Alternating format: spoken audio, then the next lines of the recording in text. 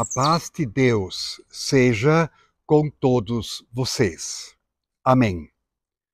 Eu trago hoje um tema diferente, o tema chamado chuvas políticas. Uma palavra do apóstolo Paulo aos Romanos, capítulo 13, o apóstolo Paulo diz assim: todo homem esteja sujeito às autoridades superiores, porque não há autoridade que não proceda de Deus. E as que existem foram instituídas por ele. A autoridade é ministro de Deus para o teu bem. Amigos, as chuvas, as enchentes da semana passada, tragédia e caos em várias cidades de Santa Catarina, especialmente no litoral, se revelaram, no meu entender, chuvas políticas. E antes de dizer por que eu penso isso, preciso perguntar: qual a verdadeira função de um estadista público? Ou seja, um gestor público. O estadista ou o gestor público é uma pessoa que exerce a arte de governar, que conduz as negociações de um governo, que exerce liderança política com sabedoria, sem limitações partidárias. Ou como dizia Rubem Alves, governar é plantar flores, flores com nomes: saúde, educação, segurança, transporte, lazer, respeito, autoridade, espiritualidade. Ou como dizia o antigo governador do estado, governar é encurtar distâncias. O estadista é, pois, alguém que governa não para o seu partido, muito menos para o seu ego.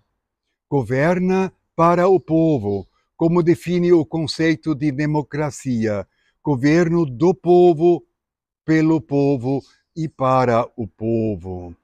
Por que as chuvas foram políticas? Porque, conforme as mídias divulgaram, o Estado recusou, num primeiro momento, a ajuda da Defesa Nacional, da Defesa Civil Nacional, afirmando que ainda não era necessário. Eu penso que quando a água e a lama levam tudo embora, inclusive a memória de uma família, não há como recusar ajuda nenhuma, nem a ajuda nacional para esta situação. Pessoalmente, sou apartidário, aposto em estadistas. Ele conhece a arte de governar. Por isso eu pergunto: o que Deus está pensando sobre tudo isso? O que Deus diz da política do nosso tempo? Eu penso que não aquele Deus bonzinho, que sempre ama, perdoa e sorri. Penso no Deus bíblico, que em Jesus Cristo derrubou mesas e cadeiras do templo e disse: vocês transformaram a minha casa. Vocês transformaram a minha casa. E ele disse de uma forma muito, muito forte: num covil de salteadores. O mundo, a casa de Deus. O que seria um covil de salteadores? Onde a casa de Deus, o mundo de Deus, passa de um lugar santo, de santidade, e passa a ser um lugar onde se planejam atos pecaminosos. Se transforma o mundo num espaço de pecado, de hipocrisia e de injustiça. O povo de Israel fez do templo um lugar de aparência religiosa, e suas vidas eram idolatria, injustiça e desobediência. Fizeram da casa de Deus um lugar para planejar seus atos. Na atitude de Jesus Cristo, Deus mostra irritação e impaciência.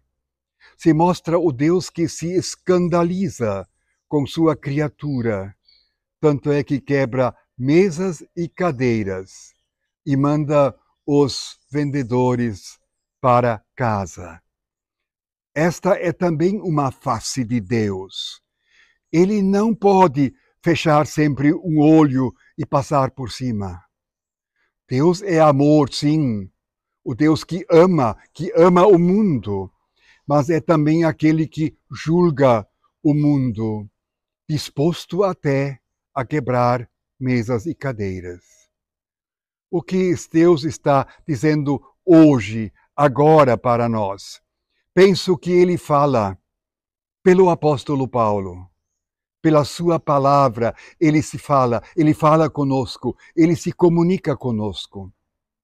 Paulo diz: todo homem esteja sujeito às autoridades superiores.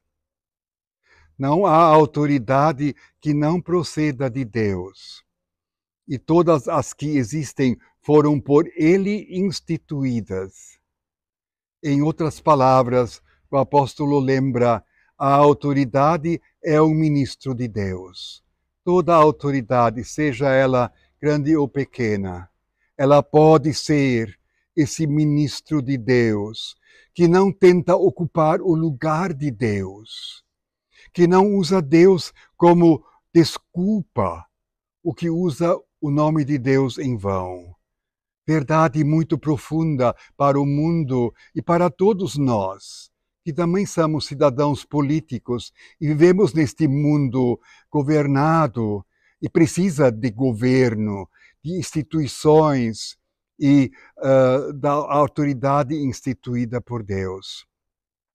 Verdade profunda que vale para todos, para as altas funções e para as baixas. As altas funções políticas, executivas, para qualquer trabalho.